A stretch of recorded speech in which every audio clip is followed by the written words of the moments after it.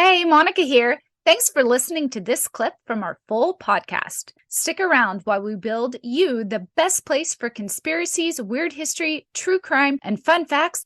Now, on to the clip. It's based on the leader. I'm going to refer to him as the villain going forward. Keith Raniere, who began what everyone joining thought was a self-help group called NXVIM, was supposed to bring joy to people. That was the idea, that they were going to help themselves become better people and really bring more joy to their lives, and in turn, help other people find more joy in their lives.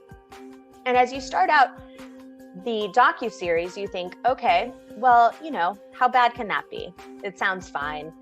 You do notice the documentary and a lot of the footage in it is very focused on Keith Raniere because, let's face it, he's a narcissist.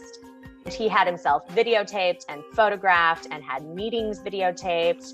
He designed this organization with another villain, Nancy Saltzman. You can actively see how they work together in order to craft an organization that keeps people in it through achieving different levels, through paying money, lots and lots and lots of money, thousands of dollars per course, per week, in order to advance in those levels, with the idea that if they got high enough, and mind you, by getting high enough, it also means that they are required to bring in new recruits. I'm calling it an organization right now because we haven't gotten into the other aspects of it. So the higher the level you went, the more money you were capable of achieving.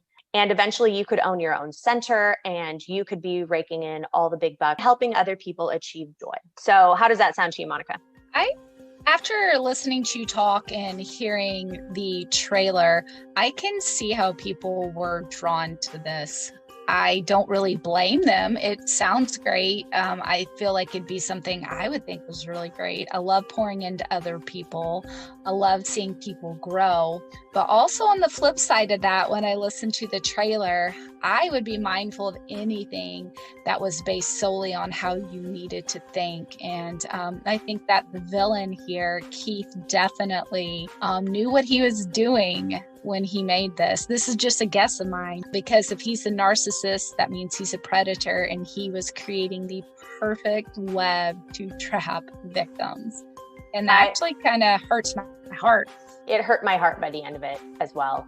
As I watched the first couple, I realized at one point in my life, I could have been very taken in by this.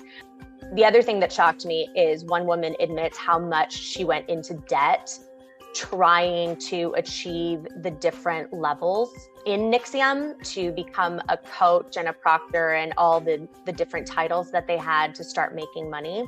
She went $80,000 in debt in a year. She took tons of time off. I could not understand how people were able to take so much time off and have a legitimate job and pay for all of this stuff. And, we're talking hundreds and hundreds of people. So I was shocked that people were just so willing to pay all that money in hopes that they would eventually be making some money. Keith at one point had another company that was a multi-level marketing Ponzi scheme. And this is really no different. The difference is in the guiding principles, and people thought that they were supposed to be imparting joy and improving themselves. One way that Keith was able to get people to buy into that was by using something called NLP, which is neuro-linguistic programming, and it's a mild form of hypnosis. It has to do with the tone that you speak, watching someone's body language, touching people at the right time to impart a somewhat hypnotic message to get them under your control. And Nancy Saltzman, at the time Keith started NXIVM, was the number 2 NLP woman in, not just woman, person in the world. So she was very adept at being able to control people, even in a large room, using these techniques. And I just found that very scary, because if you had people in that room that were highly susceptible, then that's how it was able to grow, and how he was able to keep people in the organization even when it wasn't working out for them. Moving to how it turns from I viewed it as an organization to then how I viewed it as a cult. It really came when one of the main characters in the documentary, Bonnie, who ended up married to Mark Vicente, who was Keith's right-hand man, and ended up creating all of the media content, including promotional videos, documenting planning meetings and videos. Mark filmed everything, and most of it was about Keith. I mean, you would not believe they filmed volleyball games. Keith would invite everyone to watch him play volleyball, literally watch him play volleyball with other people. Bizarre. And how can no one tell that guy's a narcissist? I have no idea, but these women, including Alison Mack, do you recognize her name? I do, because she is an actress from one of my most beloved series ever. An obsession of mine, still ongoing, is Smallville.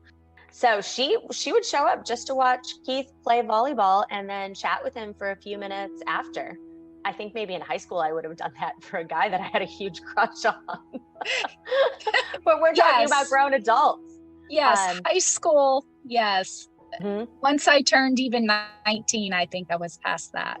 Bonnie eventually starts seeing a bunch of red flags and decides to leave. At this point, she's married to Mark with Keith's permission and blessing, and Keith performed the ceremony, and she tells Mark that she's going to leave with or without him because what's going on, what she sees is wrong.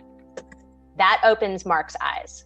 He starts asking questions and digging and searching. In the digging and searching, his partner and co-founder or co-owner of the center was Sarah Edmonds.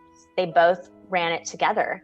So he started asking her questions, and she admits to him there are things about NXIVM that are dark and deep and secret, and he had no idea. And it all has to do with this subgroup called DOS. Basically, DOS is a master-slave setup designed by Keith where certain women are selected and sold on the idea of getting closer to Keith or being part of this extra special group. And in order to do that, they have to give collateral. By give collateral, it's something they would be seriously ashamed of, could be blackmailed with, their family could be blackmailed with, or make them extremely angry, hurt. So it was something deeply personal, anything from risky photo to a letter about how much you can't stand your parents or your family, a deep, dark family secret. Alison Mack was one of the first. What do you think about that? That is a little shocking to me that she was one of the first, which means she must have been in that for a long time. Right.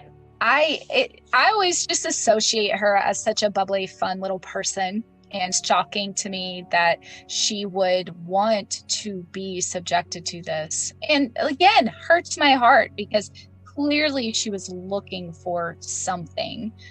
She was looking for a connection. She was looking for approval. She was comparing herself to other people. And sure. I just think that, again, breaks my heart because I know she had to have been young when she got sucked into that. All of that is true. As you watch the documentary, she is still bright and bubbly, and she does want a connection. As you hear the people who she was master over, you see a different side of her, and she really liked the power and she liked being in control.